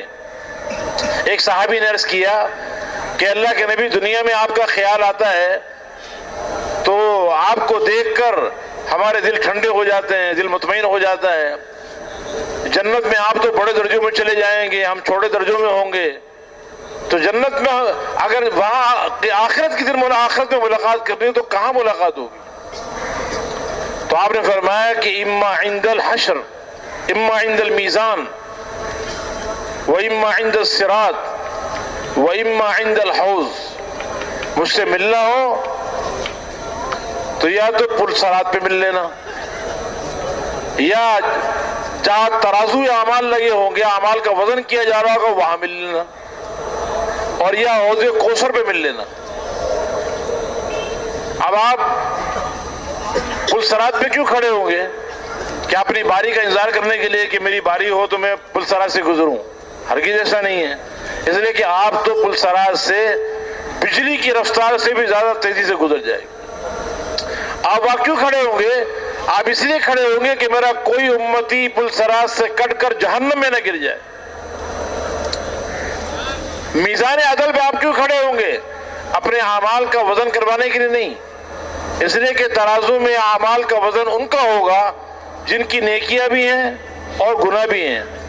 آپ کے تو گناہ کوئی ہے ہی نہیں، آپ تو معصوم ہیں، آپ کی ساری زندگی نیکیاں ہی نیکیاں ہیں، تو آپ کے اعمال کا وزن تو ہونا ہی نہیں ہے، آپ تو بغیر وزن اعمال کی جنت میں چلے جائیں گے۔ پھر آپ کیوں کھڑے ہوں گے؟ آپ اس لیے کھڑے ہوں گے کہ میرے کسی امتی کے گناہوں کا پلڑا نیکی کے پلڑوں پر بھاری نہ ہو جائے۔ حوض کوثر پہ آپ کیوں کھڑے ہوں گے؟ حوض کوثر کا پانی پینے کے لیے نہیں، بلکہ آپ تو خود حوض کوثر کا پانی پلائیں گے۔ کوثر تو اللہ نے آپ کو خاص طور پر دی ہے، انا اعطیناک الکوثر، ہم نے آپ کو کوثر ہم نے آپ کو خاص طور پہ عطا کی ہے۔ تو آپ کیوں وہاں پہ کھڑے ہوں گے؟ وہاں اپنی امت کو اپنے ہاتھوں سے اپنی امت کو حوض کوثر کے جام پلانے کے لیے کھڑے ہوں۔ تو قیامت کے دن بھی آپ امت کو نہیں بھولیں گے، یہاں تک کہ آپ نے ارشاد فرمایا کہ اللہ رب العزت مجھے قیامت کے دن مقام محمود پیش کرے گا۔ یہ ایک خاص مقام ہے جو صرف حضور پاک علیہ السلام کو دیا جائے گا، جس کی ہم دعا کرتے ہیں اذان کے بعد جو دعا ہے اس کے اندر یہ دعا بھی کرتے ہیں، اللہم آت محمدا الوسیلۃ والفضیلہ والمقام المحمود الذی وعدتہ۔ یہ مقام محمود یہ ایک خاص مقام ہے جو حضور پاک علیہ السلام کو دیا جائے گا۔ تو آپ نے فرمایا کہ مجھے مقام محمود پیش کیا جائے گا، لیکن میں اس پر بیٹھوں گا نہیں، اس خوف سے کہ کہیں ایسا نہ ہو کہ یہ اڑا کر مجھے جنت الفردوس میں لے جائے اور میری امت پیچھے رہ جائے۔ لیکن چونکہ یہ اللہ کی بہت بڑی نعمت ہے، اس نعمت کی قدردانی کے لیے میں اس پہ اپنا ہاتھ رکھ دوں گا کہ اللہ مجھے تیری نعمت قبول ہے، لیکن اس وقت تک میں اس پہ بیٹھوں گا نہیں جب تک کہ اپنی امت کو جنت پہ داخل نہ کرا دو۔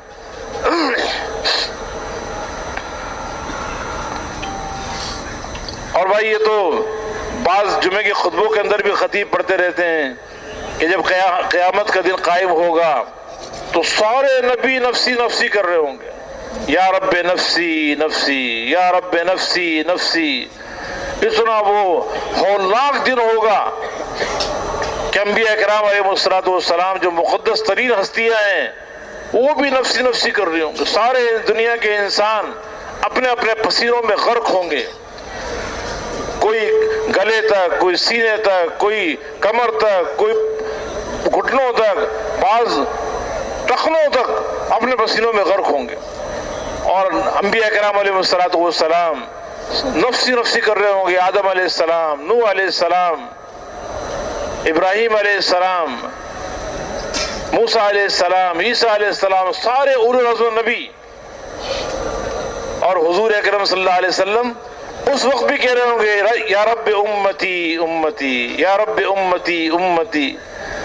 تو جو ہمارے نبی اتنا زیادہ امت کے ساتھ شفیق تھے، اتنے امت کے لیے بے چین بے قرار تھے کہ ساری زندگی امت کے لیے مارے مارے پھرتے رہے، تکلیفیں اٹھاتے رہے، مشقتیں برداشت کرتے رہے، امت کی ہدایت کے لیے بھوک برداشت کی، پیاس برداشت کی، تکلیفیں اٹھائی، آپ کی بیٹیوں کو طلاق دی گئی اس کو برداشت کیا گیا، آپ کو طائف کے اندر بہت زیادہ ستایا گیا اس کو برداشت کیا، مکے کی گلیوں میں آپ کو تکلیفیں پہنچائی گئی، اس کو آپ نے برداشت کیا، روزانہ امت کے لیے پتہ نہیں کتنی مرتبہ دعائیں کرتے رہے، حج کے موقع پر بھی امت کو نہیں بھولے، دنیا سے پردہ فرماتے ہوئے بھی امت کو نہیں بھولے، اور پل صراط پر بھی نہیں بھولیں گے، اور میزان عدل پر بھی نہیں بھولیں گے، اور حوض کوثر پر بھی نہیں بھولیں گے، اور قیامت کا دن جب قائم ہوگا حساب کا اس دن بھی نہیں بھولیں گے۔ آج میرے محترم دوست بزرگوں، ہم اپنے نبی کو دنیا میں ہی بھول گئے، حالانکہ وفاداری کا تقاضا یہ تھا کہ ہم اس دنیا کے اندر بھی اپنے نبی کے ساتھ ایسے وفادار ہوتے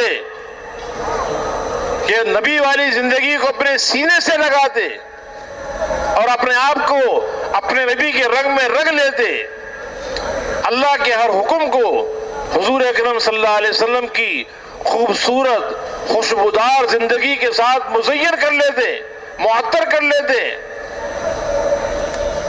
اپنی ایمانیات میں، عبادات میں، اخلاق میں، معاملات میں، معاشرت میں، زندگی کے ہر شعبے میں، گھر کی زندگی میں، باہر کی زندگی میں، کاروبار کی زندگی میں، جو زندگی کے شعبے ہیں، ہر شعبے میں حضور اکرم صلی اللہ علیہ وسلم کی ایک ایک سنت کو اپنے سینے سے لگا دے، اور پھر حضور صلی اللہ علیہ وسلم کی اس مبارک زندگی کو لے کر جیسے آپ مارے مارے پھرتے تھے مکے کی گلیوں میں، اور جیسے آپ کے صحابہ کرام آپ کے جتنا آپ سے زیادہ تعلق والے تھے، انہوں نے جس طرح اس زندگی کو لے کر ساری دنیا میں اللہ کا پیغام پہنچانے کے لیے نہ اپنی جان کی پرواہ کی، نہ اپنے مال کی پرواہ کی، اپنی زندگی قربان کر دی۔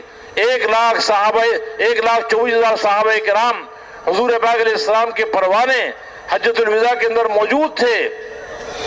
جب آپ نے ذمہ داری کو اجتماعی طور پر منتقل کیا کہ آپ حاضرین غائبین تک اس پیغام کو پہنچائیں، تو معاشی کے حج ادا کرنے کے بعد صحابہ کرام ساری دنیا میں اللہ کا پیغام لے کر گئے، اور پوری دنیا میں حضور صلی اللہ علیہ وسلم والی مبارک زندگی کو عام کرنے کی محنت کی ہے، اور اس محنت کو کرتے کرتے انسانیت کی ہمدردی میں اور خیر خواہی میں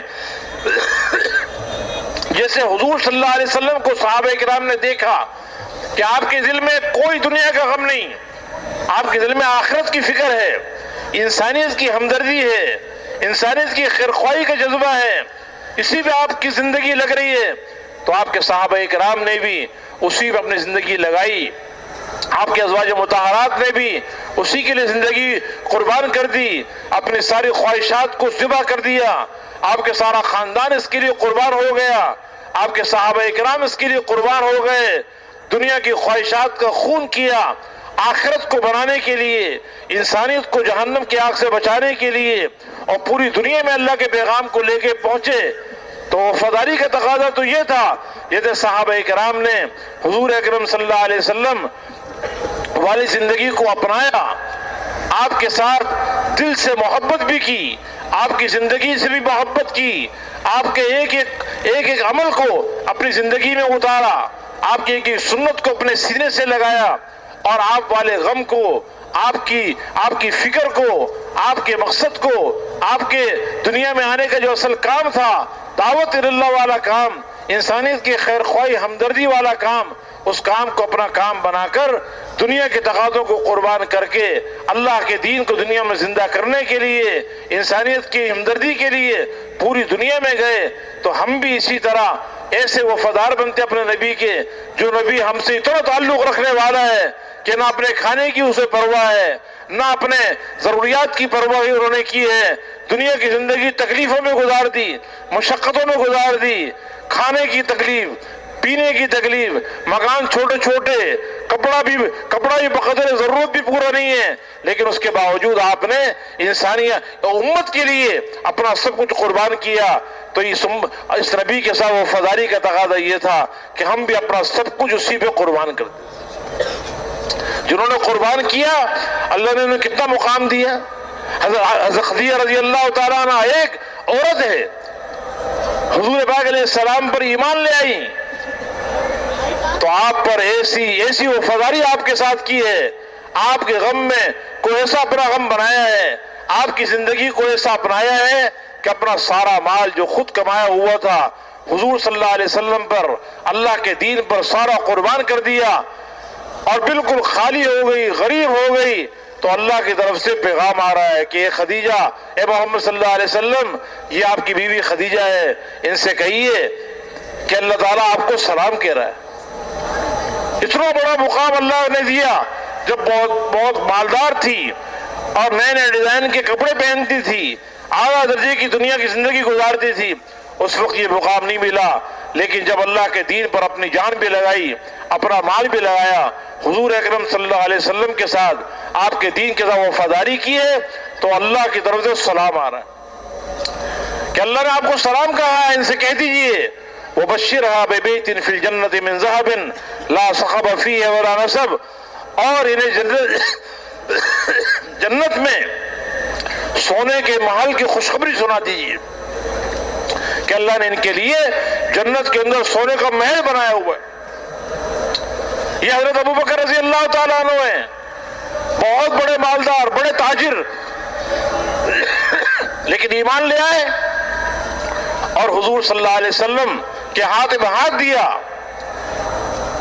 آپ کی زندگی کو سینے سے لگایا، آپ کی سچی غلامی اختیار کی اور آپ کے غم کو اپنا غم بنایا اور انسانیت کی ہمدردی اور خیرخواہی کے لیے اپنا سب کچھ قربان کر دیا. تو آخر اللہ نے اللہ کے اتنی قدردانی ہوئی کہ ان کے لیے بھی سلام آ رہا ہے. آپ بیٹھے ہوئے اور جبریل علیہ السلام تشریف لائے، حضور پاک علیہ السلام سے پوچھ رہے ہیں کہ یہ کون ہے آپ کے ساتھ؟ فرمایا کہ ابو بکر ہیں رضی اللہ تعالیٰ عنہ. انہیں کیا ہوا؟ انہوں نے ایسا لباس، ٹاٹ کا لباس پہنا ہوا ہے، ببول کے کانٹے لگائے ہوئے ہیں. فرمایا کہ انہوں نے اپنا سارا مال میرے اوپر فتح مکہ سے پہلے خرچ کر دیا، سارا مال لگا دیا، جان بھی لگا دی، مال بھی لگایا. تو فرمایا کہ محمد صلی اللہ علیہ وسلم ان سے کہیے کہ اللہ نے آپ کو سلام کہا ہے. اس سے بڑا کیا مقام ہوگا کہ سلام، خود سلام بھیجے. اللہ تعالیٰ سلام ہے اور اللہ تعالیٰ خود سلام بھیج رہے ہیں ابو بکر رضی اللہ تعالیٰ عنہ کو. اور ان سے یہ کہیے کہ اللہ تعالیٰ پوچھ رہے ہیں کہ ابو بکر، کیا تم اس حال میں مجھ سے راضی ہو، اس فقر کے اندر؟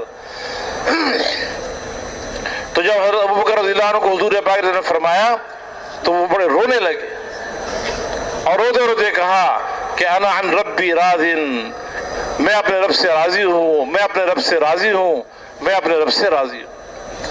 تو جو حضور صلی اللہ علیہ وسلم کی غلامی اختیار کرنے والے ہیں اور آپ والے غم کو، آپ والی محنت کو، اپنی محنت اور اپنا غم منانے والے، انسانیت کی ہمدردی اور خیرخواہی کا کام کرنے والے، انہوں نے اپنا سب کچھ لگایا. اللہ نے ان کو ضائع نہیں کیا، دنیا میں بھی اللہ نے عزت کی چوٹیوں پر پہنچایا اور آخرت تو ہے ہی انہی کے لیے. حضرت عمر رضی اللہ تعالیٰ عنہ حضور پاک علیہ السلام فرما رہے ہیں کہ میں جنت میں داخل ہوا تو میں نے جنت میں ایک محل دیکھا، بہت خوبصورت، سونے اور چاندی سے بنا ہوا. میرا دل چاہا کہ میں بھی اس میں داخل ہو جاؤں. میں نے پوچھا کہ کس کا ہے تو مجھے بتایا گیا کہ یہ ایک قریشی نوجوان کا ہے. میں سمجھا کہ شاید میرا ہوگا، تو مجھے بتایا گیا کہ نہیں، یہ عمر بن خطاب کا ہے رضی اللہ تعالیٰ عنہ. آپ نے فرمایا کہ عمر، اگر تیری غیرت کا خیال نہ ہوتا تو میں تیرے محل میں چلا جاتا. حضرت عمر رضی اللہ عنہ رونے لگے کہ اللہ کے نبی، کیا میں آپ پر بھی غیرت کھاؤں گا؟ اللہ کے لیے اپنی زندگی کو قربان کیا انسانیت کی ہمدردی میں، تو اللہ نے کتنا بڑا مقام دنیا میں جنت کے بشارت اللہ سنا رہے. حضرت عثمان رضی اللہ تعالیٰ عنہ جان بھی لگائی، مال بھی لگایا، تو کیا مقام ملا؟ آپ نے فرمایا کہ جنت میں ہر نبی کا کوئی رفیق ہے، میرا رفیق اور میرا ساتھی جنت میں عثمان رضی اللہ تعالیٰ. حضرت علی رضی اللہ تعالیٰ عنہ، ان کا ہاتھ پکڑ کے آپ فرما رہے کہ علی اترضا ان یکون منزلک مقابل منزلی، اے علی کیا تم اس پہ راضی ہو کہ جنت میں تمہارا گھر میرے گھر کے سامنے ہو؟ آپ کا سارا خاندان قربانی کی چکی میں پسا، انسانیت کی ہمدردی میں انسانیت کی ہدایت کے لیے اللہ نے آپ کے سارے خاندان کو اتنا مقام دیا کہ انما یرید اللہ لیذھب عنکم الرجس اہل البیت ویطہرکم تطہیرا. اللہ نے ارادہ کر لیا ہے کہ میرے نبی کے گھر والوں تمہارے گھر کو بالکل پاک کر دیا جائے، ہر قسم کی گندگی دور کر دی جائے. ازواج مطہرات کو کیا مقام ملا؟ گھر چھوٹے چھوٹے ہیں، کھانے اعلیٰ قسم کے کھانے نہیں ہیں، اعلیٰ قسم کے کپڑے نہیں ہیں، خواہشات والی کوئی زندگی نہیں ہے، لیکن حضور صلی اللہ علیہ وسلم کی غلامی اختیار کی، آپ کی اتباع کی، آپ والے کام کو اپنا کام بنایا، آپ کے غم کو اپنا غم بنایا، تو اللہ کی طرف سے آیتیں گزر رہی ہیں کہ یا نساء النبی لستن کاحد من النساء، اے میرے نبی کے گھر والوں، میرے نبی کی بیویوں، تم عام عورتوں کی طرح نہیں ہو، تمہارا مقام بہت اونچا ہے.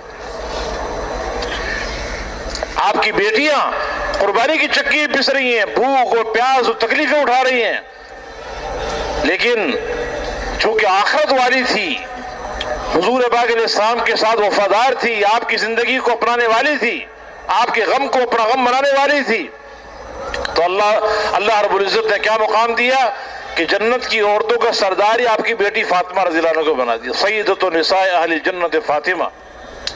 آپ کے نواسے حضرت حسن حسین رضی اللہ تعالیٰ عنہما، اللہ کے دین کے لیے اپنی جان و مال لگانے والے، اللہ کے لیے قربان ہونے والے، اپنی زندگی قربان کر دی اللہ کے دین کے لیے. تو اللہ نے کیا مقام دیا کہ جنت کے جوانوں کو سردار بنا دیا. سیدہ شباب اہل الجنہ الحسن والحسین رضی اللہ تعالیٰ عنہما، جنت کے نوجوانوں کے سردار حضرت حسن حسین رضی اللہ تعالیٰ عنہما. تو جو اللہ پر قربان ہوگا اللہ اسے ضائع نہیں کرے گا. میرے محترم دوستو بزرگوں، اللہ نے آج ہمیں موقع دیا ہے، یہ زندگی اللہ نے ہمیں دی ہے، یہ زندگی خواہشات پوری کرنے کے لیے نہیں دی ہے، بلکہ یہ زندگی اللہ نے ہمیں آخرت کے بنانے کے لیے دی ہے، اور اس کام کے لیے دی ہے جو کام حضور اکرم صلی اللہ علیہ وسلم کو دیا گیا کہ ساری انسانیت کے ہم خیر خواہ بن کے چلیں، اپنی ذات کے اعتبار سے بھی اللہ سے ہمارا تعلق بڑھ رہا ہو، ہر انسان اپنی ذات پر اس بات کی محنت کر رہا ہو کہ دل کے اندر سے غلط یقین نکل کر صحیح یقین دلوں کے اندر آئے، ملک اور مال اور دنیا کے مادی نقشے ان کا یقین دلوں سے نکلے، ایک اللہ کی ذات پر یقین آئے اور اللہ کے احکامات سے زندگی بننے کا یقین ہو، اور پھر اپنے اللہ کے احکامات کو صحیح یقین کے ساتھ، صحیح طریقے کے ساتھ، صحیح جذبے کے ساتھ، اللہ کو راضی کرنے کے جذبے کے ساتھ، فضائل کے استحضار سے، نفس کے مجاہدے کے ساتھ اللہ کے ہر حکم کو پورا کرنے والے بنے، عبادات کو صحیح نہج پیدا کرنے والے بنے، نمازوں کو بنانے کی محنت کرنے والے بنے، اور وہ علم جو آسمان سے اترا ہے، جو انسانیت کی بھلائی کے لیے، انسانیت کی زندگی بنانے کے لیے قرآن و حدیث والا علم جو آسمان سے آیا ہے، اس علم کو اپنے سینے میں داخل کرنا، ہر حال میں میرا اللہ مجھ سے کیا چاہتا ہے اس کی تحقیق کرنے کے لیے اہل علم کے پاس جانا اور اپنے سے متعلقہ علم کو سیکھنا، تنہائیوں میں بیٹھ کر بجائے مخلوق کا تذکرہ کرنے کے اللہ کا ذکر کرنا، اس کا ذکر کثیر کرنا، اللہ کی محبت میں اللہ کو خوب یاد کرنا، تاکہ دلوں میں اللہ کی معرفت کا نور پیدا ہو، اور اللہ کے بندوں پر محنت کر کے اللہ کے بندوں کے حقوق کو ادا کرنا، اللہ کے بندوں کے ساتھ حضور اکرم صلی اللہ علیہ وسلم کے بتائے ہوئے طریقے کے ساتھ سلوک کرنا، چھوٹوں پہ رحم کھانا، بڑوں کو ادب کرنا اور علماء کی قدر کرنا، ہر مسلمان سے اسلام کی وجہ سے محبت کرنا، ہر انسان کے ساتھ اچھے اخلاق سے پیش آنا، اپنے اخلاق کو اعلیٰ سے اعلیٰ بنانا، نرمی، تواضع، عاجزی والی زندگی اختیار کرنا، تمام قسم کی عصبیت اور جاہلیت کے جو جذبات ہیں ان سے پاک ہو کر للہیت اور اخلاص اپنے اندر پیدا کرنے کی محنت کرنا، اور اس کے لیے پورے کا پورا دین اپنی زندگی میں بھی آئے اور ساری دنیا کے انسانوں کی زندگی میں آئے، تو ان ساری پورے کے پورے دین کو خود بھی سیکھنا اور اوروں کو بھی اس پہ لانے کی محنت کرنا، ہر ایک کو ان اعمال کا داعی بنانا، ہر ایک کو ان سارے اعمال کی محنت پر ڈالنا، اس کے لیے اپنی جان لگانا، اپنا مال لگانا، اپنی صلاحیتیں قربان کرنا، ساری انسانیت کی خیرخواہی کا جذبہ لے کر لوگوں کے پیچھے مارے مارے پھرنا۔ یہ جو دعوت کی محنت ہے یہ ایمان کا تقاضا ہے، یہ کوئی تبلیغ والوں نے ذمہ نہیں لگائی، یہ ایمان کا تقاضا ہے، یہ ہر ایک کی ذمہ داری ہے، یہ کلمے کا تقاضا ہے۔ اور حضور اکرم صلی اللہ علیہ وسلم نے یہاں تک فرما دیا کہ لا الہ الا اللہ اپنے کہنے والے کو ہمیشہ نفع دیتا ہے اور اس سے عذاب اور بلا کو دفع کرتا ہے، جب تک کہ اس کلمے کے حقوق کے ساتھ استخفاف نہ کیے جائے۔ کلمے کے بہت منافع ہیں، وہ سارے منافع کلمہ پڑھنے والے کو جب حاصل ہوں گے جب کلمے کا استخفاف اس کو ہلکا نہ سمجھا جائے، عذاب اور بلا دنیا کی بھی آخرت کی بھی، دنیا کی بلائیں آخرت کا عذاب دور کرنے کا ذریعہ ہے لا الہ الا اللہ۔ کب تک؟ جب تک اس کلمے کے ساتھ لاپرواہی نہ کی جائے، اس کو ہلکا نہ سمجھا جائے۔ تو صحابہ کرام نے پوچھا کہ اللہ کے نبی اس کلمے کے ساتھ لاپرواہی استخفاف کی جانے کا کیا مطلب ہے؟ آپ نے فرمایا یظہر العمل بمعاصی اللہ فلا ینکر ولا یغیر، اللہ کی نافرمانی کھلے عام کی جائے اور اس کو روکنے کی کوئی کوشش نہ کی جائے۔ احکامات ٹوٹ رہے ہیں، فرائض چھوڑے جا رہے ہیں، سنتوں کو ذبح کیا جا رہا ہے، تاجر تجارت میں اللہ کے احکامات کو توڑ رہا ہے، زمیندار زمینداری میں اللہ کے حکموں کو توڑ رہا ہے، ملازم ملازمت میں احکامات کو توڑ رہا ہے، ہمارے بازاروں میں احکامات توڑے جا رہے ہیں، منڈیوں میں احکامات توڑے جا رہے ہیں، گھروں میں احکامات توڑے جا رہے ہیں، لیکن اتنے گناہ ہو رہے ہیں، اتنے منکرات ہو رہے ہیں، نافرمانیاں ہو رہی ہیں، اور مسلمان اپنے مزے سے زندگی گزار رہا ہو، اعلیٰ قسم کے کھانے چل رہے ہیں، لباس، کوٹھیاں، بنگلے، گاڑیاں، اپنے ساری دنیا کی زندگی اطمینان سے گزر رہی ہے، دین کے مٹنے کا کوئی غم نہیں ہے۔ دین کے مٹنے کا غم کیوں نہیں ہے؟ اس لیے کہ دین سے زندگی بننے کا یقین نہیں ہے، اور دین کے خلاف زندگی کے بگڑنے کا یقین نہیں ہے۔ حالانکہ یہ پکی بات ہے کہ اللہ کا ہر حکم یہ زمین آسمان سے زیادہ قیمتی ہے۔ جب احکامات کی حفاظت کی جاتی ہے تو اللہ تعالیٰ لوگوں کی حفاظت کرتے ہیں، اور جب احکامات کو توڑا جاتا ہے تو آبادیاں توڑ دی جاتی۔ حکم کا ٹوٹ جانا یا آبادیوں کو ٹوٹ جانا ہے، زندگیوں کا برباد ہو جانا ہے۔ جب اللہ کی نافرمانی ہوتی ہے اللہ تعالیٰ غصے میں آ جاتے ہیں، اور اللہ کا غصہ ہونا یہ دنیا اور آخرت کی بربادی کا ذریعہ ہے۔ اب احکامات ٹوٹ رہے ہیں اور ہمیں کوئی غمی نہیں ہے، اللہ ناراض ہو رہا ہے اور ہمیں کوئی دکھی نہیں ہے۔ تو فرمایا کہ یہ کلمے کے ساتھ لاپرواہی ہے، اللہ کی نافرمانی کھلے عام ہو اور اس کو دور کرنے کی کوشش نہ کی جائے، یہ اتنا بڑا گناہ ہے، اتنا بڑا گناہ ہے کہ اس پر اللہ ناراض ہو کر کلمے کے منافع بھی نہیں دیتے۔ کلمہ پڑھ رہا ہے لیکن کلمے کا فائدہ نہیں پہنچے گا اسے۔ کوئی بلا آ گئی زمینی آسمانی، وہ بلا دور نہیں ہوگی، آخرت کا عذاب دور نہیں ہوگا، آج ہم نے نماز نہ پڑھنے کو ہم گناہ سمجھتے ہیں،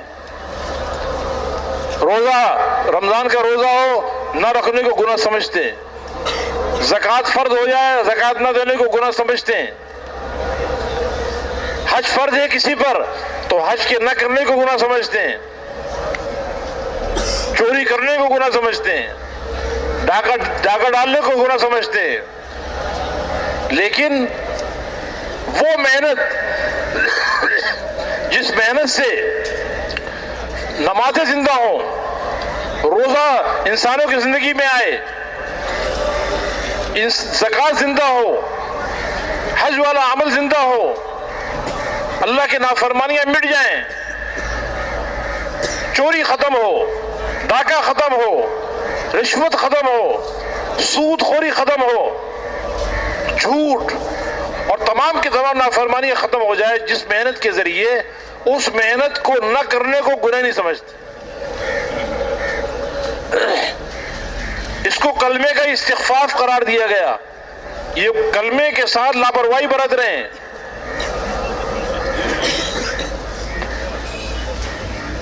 حضور پاک علیہ الصلوۃ والسلام قسم کھا کے ارشاد فرما رہے ہیں، والذی نفسی بیدہ لتأمرن بالمعروف ولتنہون عن المنکر او لیوشکن اللہ ان یبعث علیکم عقابا منہ ثم تدعونہ فلا یستجاب لکم۔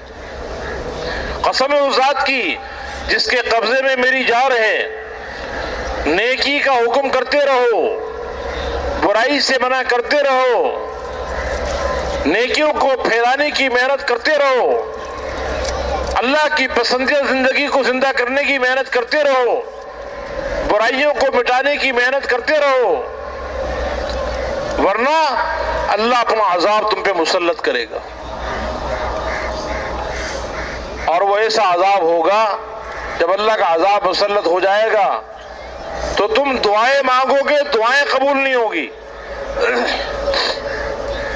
مسلمان کا سب سے بڑا ہتھیار دعا ہے۔ دعا وہ ہتھیار ہے جو ہر نبی کا سب سے بڑا ہتھیار تھا۔ دعاؤں کی قوت پر، دعا کی طاقت پر، جب دعا دعوت کے بعد ہو، اپنی ذمہ داری ادا کرنے کے بعد ہو، تو قرآن پاک میں آپ دیکھیں گے نبیوں کی دعاؤں پر اللہ رب العزت نے ظاہر کے خلاف، تجربے کے خلاف، مشاہدے کے خلاف ان کے مقابلے میں آنے والوں کو ہلاک و برباد کیا۔ قرآن پاک کو جگہ جگہ اللہ تعالیٰ بتا رہے ہیں، اور صحابہ کرام ان کی محنت اور دعا کے بعد اللہ نے کیسر و کسرا کے خزانے ان کے قدموں میں ڈال دی، ساری دنیا کا باطل اللہ نے توڑا ہے۔ یہ دعا کوئی معمولی چیز نہیں ہے، لیکن یہ دعا والا ہتھیار بیکار ہو جاتا ہے، ضائع ہو جاتا ہے جب امت اپنے کام کو چھوڑ بیٹھے۔ جو کام اللہ نے امت کے ذمہ لگایا ہے ختم نبوت کی برکت سے، ساری انسانیت کی خیرخواہی والا کام، ہمدردی والا کام، اس کام کو چھوڑ دیا تو اب دعا کی قبولیت ہی اٹھ جائے گی۔ اب بتاؤ، جب دعا کی قبولیت اٹھ گئی تو دنیا بھی برباد، آخرت بھی برباد، دنیا بھی میں پریشانی ہے، آخرت میں پریشانی۔ اس لیے میرے محترم دوستو بزرگوں، آج موقع ہے کہ ہم اپنی پچھلی زندگی سے توبہ کریں، اپنی زندگی کو بدلنے کا فیصلہ کریں۔ اب یہ اجتماع اپنی زندگیوں کو بدلنے کے لیے ہے، یہ اجتماع آخرت کے اجتماع کو یاد دلانے کے لیے کہ ابھی تو یہ چند لاکھ کا مجمع جمع ہوا ہے، اس اجتماع کو دیکھ کر ہمیں وہ اجتماع یاد آ جائے کہ جس دن اولین اور آخرین سارے جمع ہوں گے۔ قل ان الاولین والآخرین لمجموعون الی میقات یوم معلوم۔ اولین اور آخرین، آدم علیہ السلام سے لے کر قیامت تک آنے والا آخری انسان، سب جمع ہوں گے، اور ہر انسان سے اس کی زندگی کے بارے میں پوچھا جائے گا۔ قیامت کی زمین، حشر کی زمین پاؤں پکڑ لے گی، ہر انسان کے قدم پکڑ لے گی، جب تک کہ 5 سوالات کا جواب نہ دے دے۔ لا تزال قدم عبد یوم القیامت حتی یسأل عن 5 عن عمرہ فیما افنا۔ بتاؤ زندگی کہاں لگائی، زندگی کہاں گوائی ہے؟ صرف مال کمانے میں، عہدے حاصل کرنے میں، دنیا کے مادی نقشوں کے پیچھے دوڑ لگانے میں، روٹی کپڑا مکان میں، اسی میں لگا دی؟ یا اللہ کے دین میں، دین کو سیکھنے میں، دین پر عمل کرنے میں اور دین کو دنیا میں پھیلانے میں لگائی؟ کہاں لگائی؟ اس پوری زندگی کا حساب ہوگا۔ وَعَنْ شَبَابِهِ فِيمَا أَبْلَىٰ۔ اور اس زندگی میں جوانی ایک خاص اللہ کی نعمت ہے۔ جوانی میں وہ کام آدمی کر سکتا ہے جو بڑھاپے میں نہیں کر سکتا، اس لیے جوانوں کو اپنی جوانی کی قدر کرنی چاہیے۔ اس جوانی کا الگ حساب ہوگا۔ جوانی در جوانی توبہ کردن شیوہ پیغمبری، جوانی میں توبہ کرنا نبیوں کا شیوہ ہے۔ اس جوانی کو برباد نہیں کرنا خواہشات کے اندر، اس جوانی کی قوت کو اللہ کے دین پر لگانا ہے، اللہ کے پیغام کو دنیا میں عام کرنے کے لیے لگانا ہے۔ اصحاب کہف نوجوان تھے، اس نوجوانوں نے اپنی نوجوانی کی حفاظت کی، اپنے ایمان کو بچایا، اپنے صلاحیتوں کو صحیح جگہ لگایا۔ اللہ ان نوجوانوں سے اتنے خوش ہوئے کہ اللہ نے ان نوجوانوں کا ذکر اپنے قرآن میں کیا، اور اللہ نے ان پر ایسی کرامت ظاہر کی کہ 309 سال تک اللہ نے سلایا، بغیر کھلائے بغیر پلائے، ایک غار کے اندر، کپڑے بھی نہیں پھٹے، کپڑے پرانے بھی نہیں ہوئے، اور ان کا ذکر اللہ نے اپنے قرآن میں کر دیا۔ نوجوانوں کے لیے عبرت کا سامان بنا دیا کہ نوجوانی کو برباد نہیں کرنا۔ اس مجمع کے اندر بہت بڑا مجمع نوجوانوں کا ہے، اور اس سے زیادہ مجمع باہر ہے، اس لیے اپنی نوجوانی کی بھی قدر اور باقی نوجوانوں کی بھی فکر کہ آج نوجوان ہمارا برباد نہ ہو جائے بیچارہ، خواہشات کے پیچھے پڑھ کر اللہ سے غافل نہ ہو جائے۔ اس لیے کہ نوجوانی کا الگ حساب ہونا ہے۔ وَعَنْ مَالِهِ مِنْ أَيْنَ اكْتَسَبَهُ وَفِيمَا أَنْفَقَهُ۔ تیسرا سوال مال کے بارے میں ہوگا، مال کہاں سے کمایا، کس طرح کمایا، جائز ناجائز طریقے سے کمایا، اور پھر یہ مال کمایا اگرچہ حلال کمایا، اس کو لگایا کہاں پر، خرچ کہاں کیا۔ ہم مال کے کمانے میں بھی آزاد نہیں ہیں اور مال کے خرچ کرنے میں بھی آزاد نہیں ہیں، جان میں بھی آزاد نہیں ہے، مال میں بھی آزاد نہیں ہے۔ ہم ہر حال میں اللہ کے حکموں کے پابند ہیں۔ وَعَنْ عِلْمِهِ مَاذَا عَمِلَ بِهِ، اپنے علم پر کیا عمل کیا۔ یہ حساب سوالات ہونے ہیں قیامت کے دن۔ تو یہ اجتماع اس لیے ہے کہ اس کے ذریعے ہمیں آخرت کا اجتماع یاد آ جائے، اور ہم اس زندگی کو بنانے کے لیے، آخرت کو بنانے کے لیے اس زندگی کو ذریعہ بنائے جو اللہ نے دنیا دی ہے، دنیا کو بھی آخرت بنانے کا ذریعہ بنائے، اپنی بھی آخرت بنانے کے لیے، ساری انسانیت کی آخرت کو بنانے کے لیے ہم محنت کرنے والے بنے۔ اس لیے اپنے آپ کو بدل کر جانا ہے اجتماع میں، یہ فیصلہ کر کے جا رہا ہے کہ اب پچھلی طرح زندگی نہیں گزارنی۔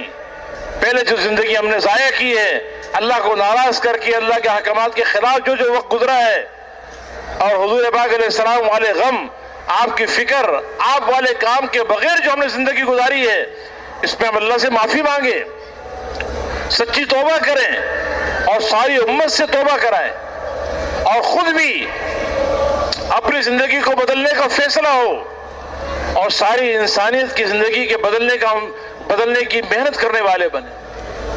خود بھی کافرانہ زندگی سے نکل کر اسلام والی پاکیزہ مبارک زندگی کو اپنانا، اور ساری انسانیت کو غیروں کی ناپاک زندگی سے نکال کر حضور اکرم صلی اللہ علیہ وسلم والی پاکیزہ زندگی پر لانے کی محنت کرنا۔ اس کے لیے اپنی جانیں بھی لگانی ہے، اپنا مال بھی لگانا ہے، لیکن پہلے اس کا عزم کرنا پڑے گا، فیصلہ کرنا پڑے گا، اللہ سے مانگنا ہوگا، اور پھر اس کے لیے زندگی کو بدلنے کے لیے جن ماحولوں میں رہ کر، جن جگہوں پر رہ کر ہماری زندگی بگڑی، اندر کا یقین بگڑا، دل کے جذبات بگڑ گئے، رات دن کی زندگی گزارنے کے طریقے بدل گئے. اب یہاں رہ کے زندگی بنے گی نہیں، یہ بگڑنے کی جگہ ہے. بگڑنے کی جگہ اور ہوتی ہے، بننے کی جگہ اور ہوتی ہے. گاڑی بگڑتی ہے روڈ پر اور بنتی ہے ورک شاپ پہ.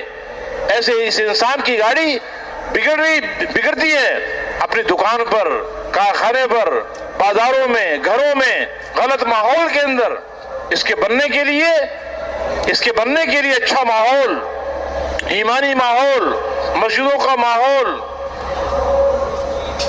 اچھے لوگوں کے ساتھ رہنا، نیک لوگوں کی صحبت کا اختیار کرنا، اور اس ماحول کے اندر ایمان کے تذکرے، آخرت کے تذکرے، جنت کے تذکرے، جہنم کے تذکرے، قیامت کا ذکر، اللہ کے احکامات کے منافع کو بیان کرنا، نافرمانی کی مضرت کو بیان کرنا.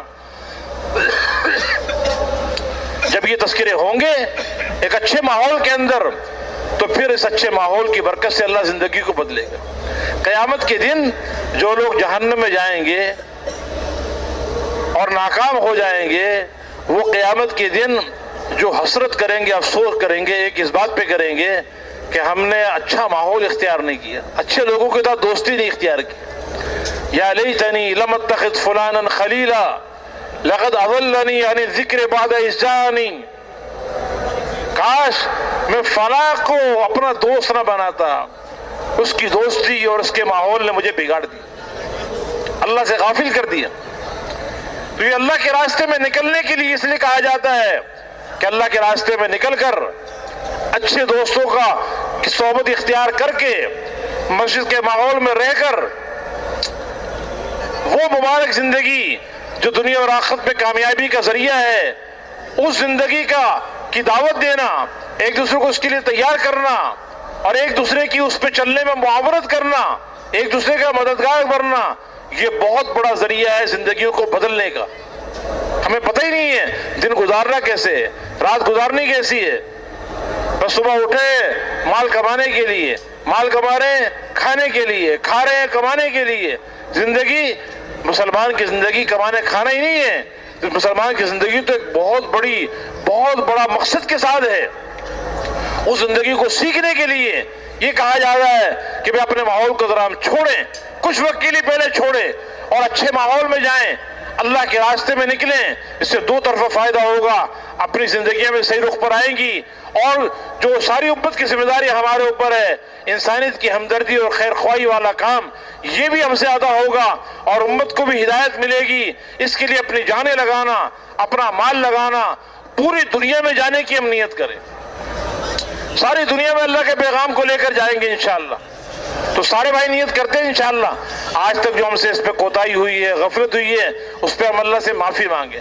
اب عزم کرے کہ انشاءاللہ ساری زندگی اس دین اسلام کو اپنے سینے سے لگانا ہے، اس دین کو سیکھنا ہے، اس پر عمل کرنا ہے، اور اس دین اسلام کو ساری دنیا میں عام کرنا ہے. ساری انسانیت کی خیر خواہی، ہمدردی کے لیے اللہ کا کلمہ دنیا میں بلند ہو جائے اور اللہ کی پسندیدہ زندگی انسانیت کے اندر آ جائے، تاکہ کوئی بھی اللہ کا بندہ نہ دنیا میں ناکام ہو نہ آخرت میں ناکام. اس کے لیے بھائی نیت تو کرے کہ پوری دنیا میں جائیں گے انشاءاللہ. بھائی سارے نیت کرتے ہیں انشاءاللہ کہ پوری دنیا میں جانا ہے. دنیا کے جتنے ممالک ہیں پوری دنیا میں اللہ کے پیغام کو لے کے جانا ہے. یا تو ساری دنیا میں اللہ کا کلمہ بلند ہوگا، یا ہماری قبریں پوری دنیا میں بنیں گی انشاءاللہ. ٹھیک ہے انشاءاللہ. اب اس کے لیے بتاؤ نقد کون کون تیار ہیں اللہ کے راستے میں ملکوں میں جانے کے لیے؟ 7 مہینے کے لیے ملکوں میں، ایک سال